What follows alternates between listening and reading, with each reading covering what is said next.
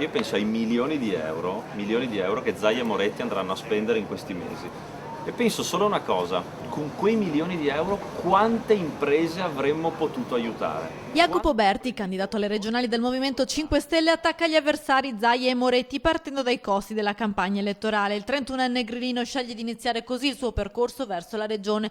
Lo fa dalla piazza, quella della frutta a Padova, per spiegare i 12 punti principali di un programma di 144 pagine fatto insieme alla gente. Un metodo completamente rivoluzionario e diverso. Più di 1000 persone che hanno partecipato alla stesura di questo programma.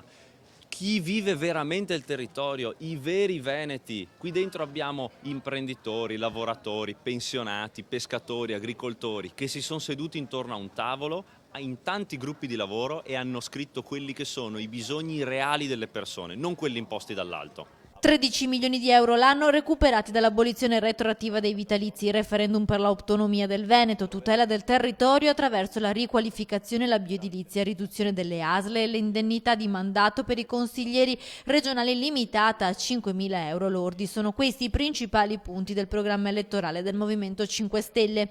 Noi vogliamo esattamente questo, riprenderci quello che è nostro per darlo alle imprese, per darlo agli imprenditori.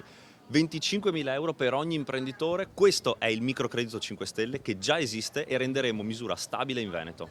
Per i 5 Stelle sarà inoltre una campagna elettorale a basso costo. Per il momento sono stati raccolti 11.000 euro di donazioni. Low cost cosa vuol dire? Che se i soldi arrivano dai cittadini, i tuoi datori di lavoro sono i cittadini e tu ai cittadini devi rendere conto, ai veneti,